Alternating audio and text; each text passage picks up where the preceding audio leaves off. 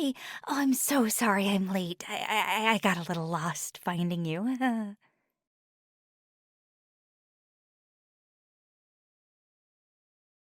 No, it's my fault, really. I just forgot how disorienting navigating here can be sometimes, which you'd think I wouldn't forget considering how long I've been here, but that's not the point. I really appreciate you coming. I appreciate you asking me out. Is that weird to say? That feels weird to say, or at least to put it like that, but I do. I was actually really excited when you called.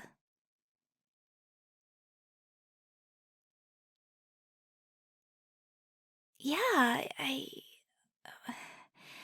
I kind of hoped you'd ask, if I'm being honest. I've actually been hoping you would for a while now, ever since you first came through those doors, really. Oh my gosh, that sounds so creepy. Oh, I mean, it isn't like I was waiting for you to. I know I could have said something first.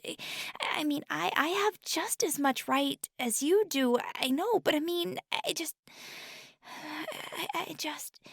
mm, I didn't want to spook you or anything, I guess. Which is stupid, considering, isn't it? Oh, sorry, I'm rambling. It's been a while since I've done anything like this.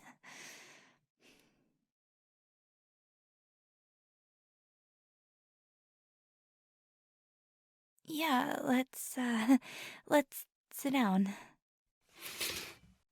Oh, sorry. Must have bumped it. I'm sometimes a little clumsy.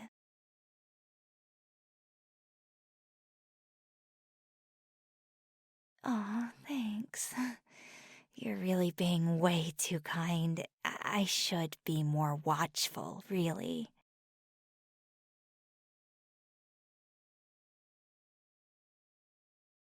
I'd love to. Where do you want to start?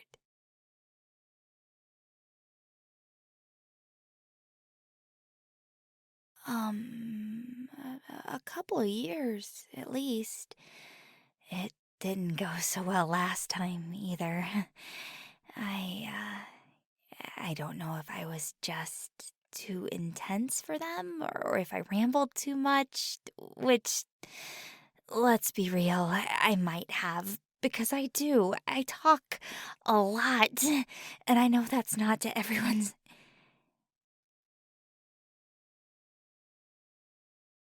Oh, you do?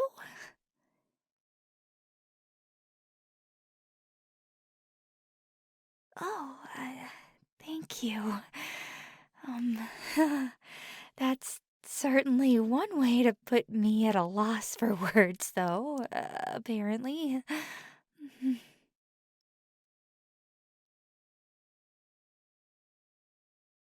Hmm.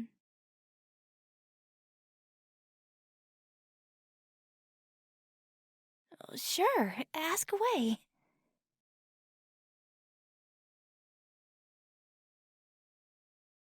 Anything.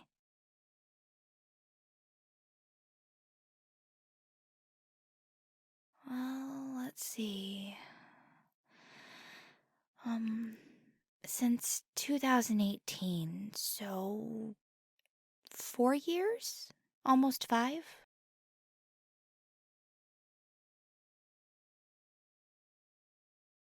Yeah, I do think I'll be sticking around here for the foreseeable future. I can't imagine being anywhere else.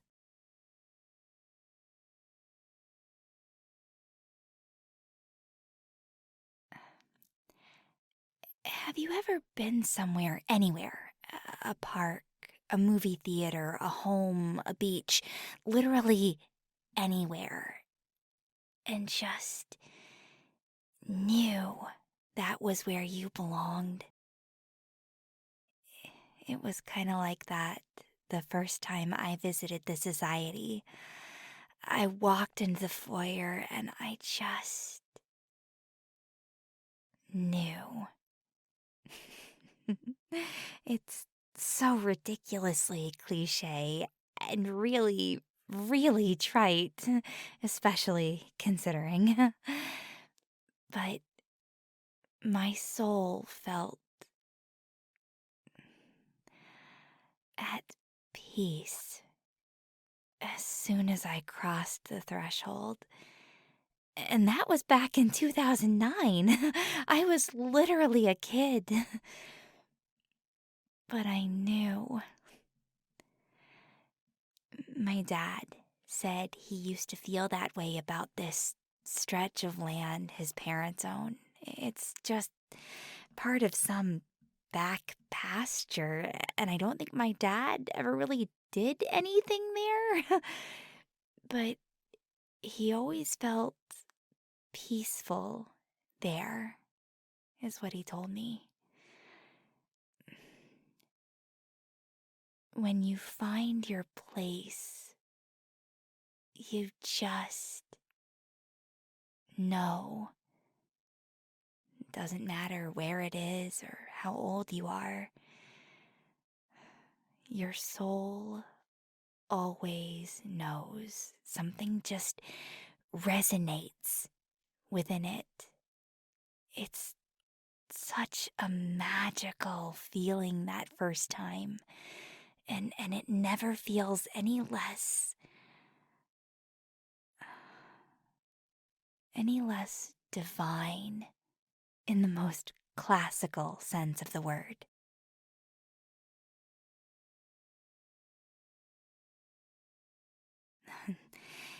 There are more things in heaven and earth, Horatio, than are dreamt of in your philosophy.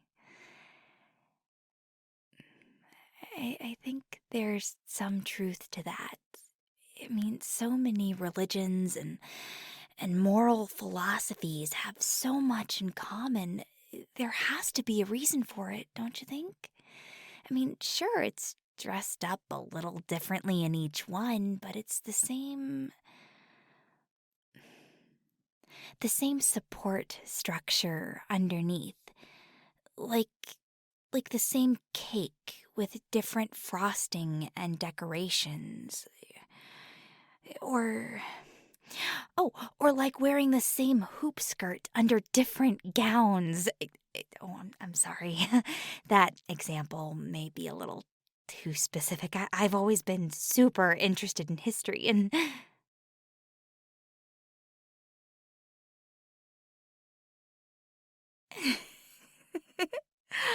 oh, you keep saying things like that. Yeah, I don't know if you mean it, but I'm grateful. So, thanks. Anyway, what Shakespeare was really getting at is that the human imagination is so limited in ways we don't even fully grasp because we can't. I don't think believing in a religion or the divine or an afterlife negates what I do or who I am. No. I think it's kind of a show of hubris to assume we have all the answers and that we fully understand any philosophy completely. I mean, this proves it, doesn't it?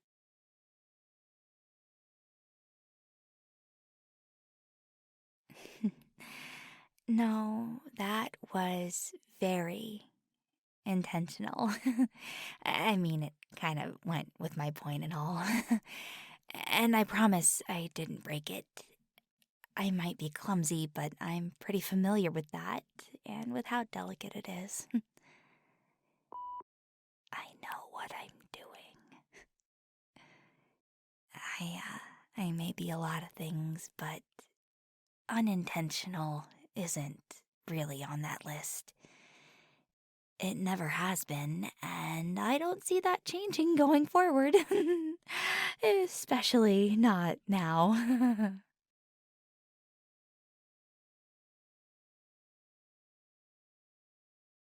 Exactly. I could quote Popeye here, but that would probably be a little too cheesy.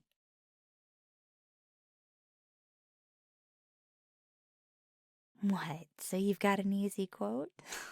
Okay, fine. I am what I am, and that's okay. I didn't choose this, but I'm not upset with it either. If given a choice, actually, I think I'd prefer this.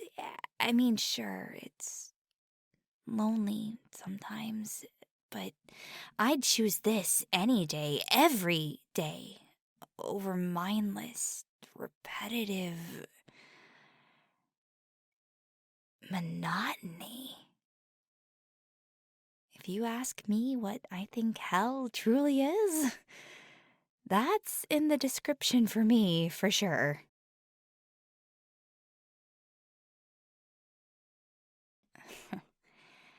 All these years, and I still don't know. I wish I did. Wouldn't that make for an interesting thesis paper? Oh, that's the stuff philosophy professors practically salivate over. If they even believed in it to begin with. Which most don't. Which most people don't. Even still. Which is silly, especially considering how many more cases of paranormal activity Sarli's seen within the last couple of years.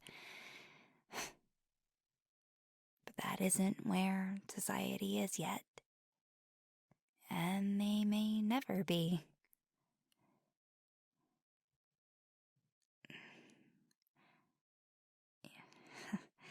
So, with that in mind, what made you decide to come here? I mean, this building's been abandoned for how long? At least a couple of years. Oh, ever since Rosalind joined our little family and started scaring everyone off.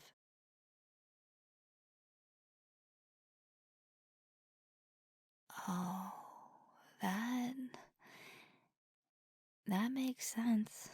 I don't mind Roz, just for the record. She's not gonna hurt you. She's just scared. It doesn't matter how much I've tried to explain to her or how many people have tried to make contact. Terrified doesn't feel like a strong enough word for her, to be honest. Yeah, I've been working with her for the last couple of years and still haven't really made any headway. But she isn't a threat, I promise.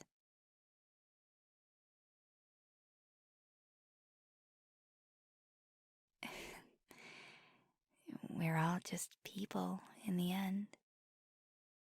Even us. That doesn't change just because, well, just because we aren't alive anymore.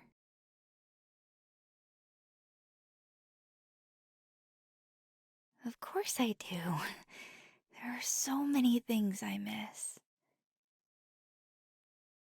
But nights like tonight, Halloween, well, it's almost like being alive again. I can have conversations like this, for starters.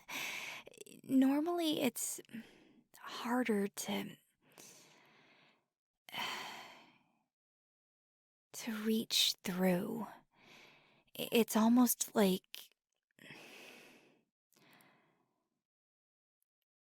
normally it's like I'm watching the world going by through layers of cling film.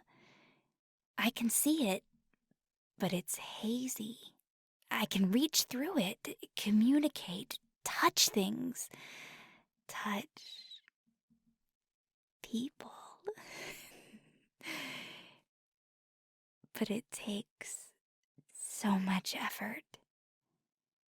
So conversations aren't like this normally. I can't just talk forever like I want to, like I used to. But nights like tonight, where the magic is stronger, where there's more of it, it's easier. It's almost like I'm not, well, minus being fully corporeal anyway. I mean, I know I look solid, but if you tried to grab me, it probably wouldn't work unless there was a lot, and I do mean a lot, of magic just free floating in the atmosphere or something.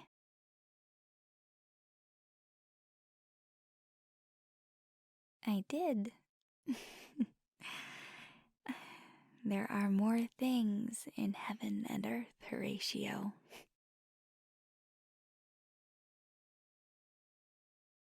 What? You can fully believe that ghosts are real but not magic? That's an interesting line to draw.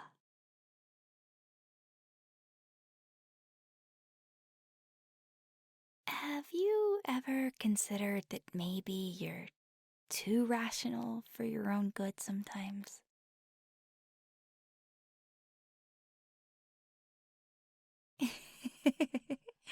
Oh, maybe. I'd like to think I'm not irrational, but sometimes we're all blind to our own faults. Then again, Hotshot, I'm not the one having a philosophical conversation with a ghost.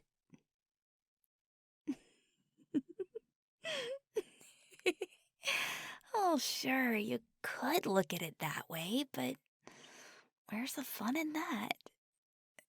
Look, all I know is nights like Halloween feel different. I'd say it makes my skin tingle, but, well. So let's just say that. Let's just say it makes me feel electrified. And it makes things like this easier. And things like this conversation possible.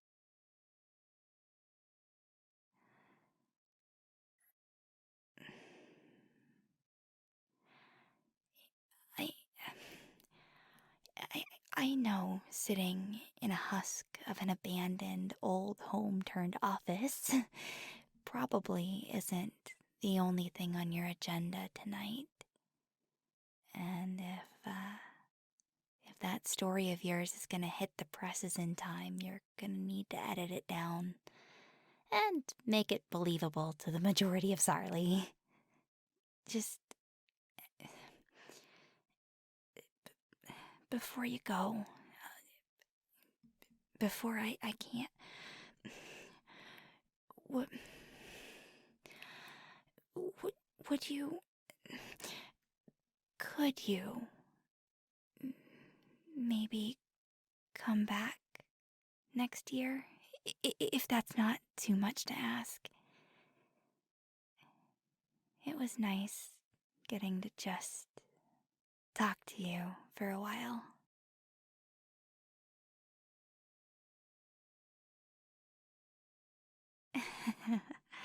it's, uh, it's not like I'll be going anywhere. I'll be here.